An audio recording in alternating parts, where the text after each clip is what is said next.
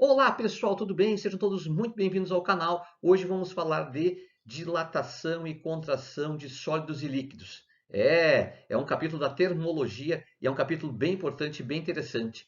Vamos falar de aumento e redução de temperatura e como isso influencia no tamanho dos sólidos e dos líquidos. Show de bola, né? Não está inscrito no canal ainda? Se inscreve agora, dá um like, ativa o sininho. Faça um comentário e participe desse canal, né, para ajudar o canal a crescer e eu ajudar vocês a entender melhor essa tal de física e de química e falar de algumas curiosidades sobre cientistas e ciência, física, química. Tá legal? Vamos lá então? Olha só, gente.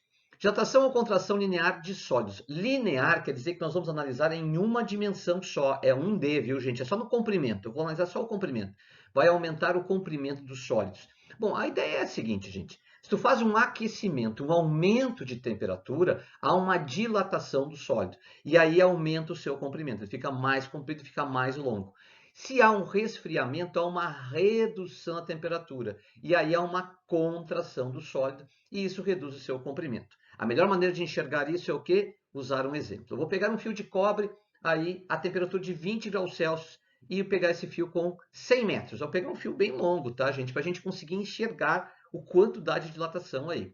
Agora eu vou fazer o seguinte, vou aumentar a temperatura desse fio, tá? Para 30, 40, 50, 60, 70, 80, 90, 100 graus Celsius. 100 graus Celsius. Quando chega a 100 graus Celsius, eu vou medir o comprimento e ele aumentou 17 centímetros, gente. Ele ficou com um comprimento de 100,17 metros. Então, aumentou um valor de em torno de 17 centímetros, um valor relativamente grande, porque a variação de temperatura foi grande. Nós temos aí uma temperatura, que é a temperatura inicial ali, que é 20, e temos a temperatura final. E isto aqui vai dar uma coisa muito importante para nós, aqui nesse estudo de termologia, que é o ΔT. Nós temos uma variação de temperatura, que seria 100 menos 20. 100 menos 20, o ΔT ficaria 80 graus. Faria 80 graus Celsius, gente. Professor, e se ele tivesse dado em Kelvin, os valores da temperatura em Kelvin? Gente, ΔT em Kelvin e ΔT em Celsius, o valor é o mesmo. Olha a aula número 3 lá de termometria. É exatamente isso que acaba acontecendo lá, tá bom? Ó, show de bola. E olha só, tem como calcular o quanto cresceu, o quanto aumentou? Sim, tem uma equaçãozinha que a gente usa para calcular. Por exemplo, o 0,17 metros é o valor chamado ΔL, tá? Usando o meu exemplo ali como base. O que seria o L0, professor? O L0 é o comprimento inicial, seria, no caso do exemplo, 100 metros. O que é o alfa? O alfa é o coeficiente de dilatação linear, que é tabelado, gente. Isso aí é fornecido para a gente, não precisa saber. E o ΔT é a variação de temperatura, que é a temperatura final menos a temperatura inicial, certo? Então aí nós temos dois deltas, né? Então eu gosto de colocar aí o que significa cada delta, né? O ΔL é o 0,17, o L seria o 100,17 e o L0 seria o 100. Então nós temos aí os valores do exemplo, usando o exemplo, né? O ΔT seria 80 graus Celsius, o T seria 100 e o T0 seria 20 graus Celsius. Então a gente pode usar o exemplo para balizar aí os números que a gente usa nessas equações. Bom, eu coloquei todos os números aí, as legendas aí, porque tu pode tirar um printzinho e depois estudar essa fórmula se quiser. Cuidado um pouquinho com o ΔT. Por que eu digo cuidado com o ΔT? Porque o ΔT pode ser positivo, o ΔT pode ser negativo. Se o ΔT ele é positivo, significa que houve uma dilatação do corpo.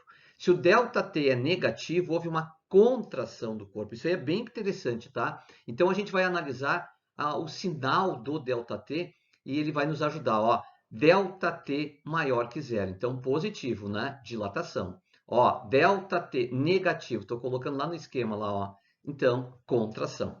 Bom, eu tenho a tabelinha aqui, ó, com os valores de alfa que eu coloquei aí para alguns materiais, como zinco, alumínio, prata, um anelzinho de prata que se use, uma correntinha de ouro, isso aí também dilata quando há aquecimento e se contrai quando há resfriamento, tá, gente? O concreto, fundamental, aqui a gente fala do concreto, porque o concreto, as casas da gente, sempre tem concreto, né? Os apartamentos, aí, os prédios, sempre tem concreto. E o concreto também sofre processo de dilatação. Bom, vamos fazer um testezinho para ver se a gente pegou a ideia. Uma placa de concreto tem 10 metros de comprimento. Opa, opa, opa, vamos sublinhando aquilo que é importante. 10 metros de comprimento é o que a placa tem a 10 graus Celsius. Olha, está dando aqui a temperatura de 10 graus Celsius. Certo? Quando submetida a 40 graus Celsius, opa, opa, opa, houve um aquecimento, terá uma variação de comprimento ΔL de pontinhos metros. Bom, primeira coisa que eu tenho que observar aqui, que dados são esses? Para começar, vamos para o 10 metros. O que é o 10 metros? É o L0, é o L inicial, é de 10 metros. Ele tinha 10 metros quando tinha 10 graus Celsius, né? A temperatura inicial é justamente o 10 graus Celsius.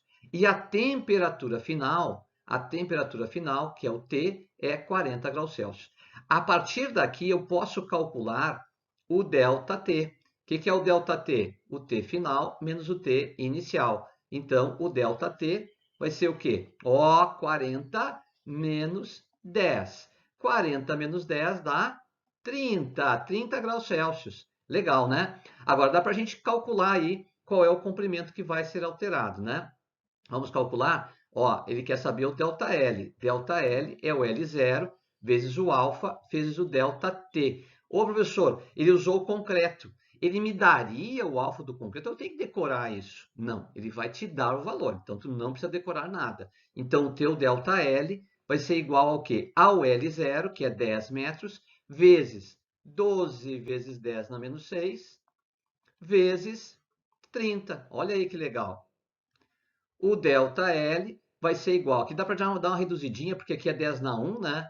Menos 6 mais 1, menos 6 mais 1 dá quê? Menos 5. Então, eu vou ficar com 12 vezes 10 na menos 5 vezes 30. Opa, opa, opa. Então, eu vou ter um ΔL que é igual a 3 vezes 12 dá 36. 36 vezes 10 na menos 4. O quê? Metros. Ó, a unidade.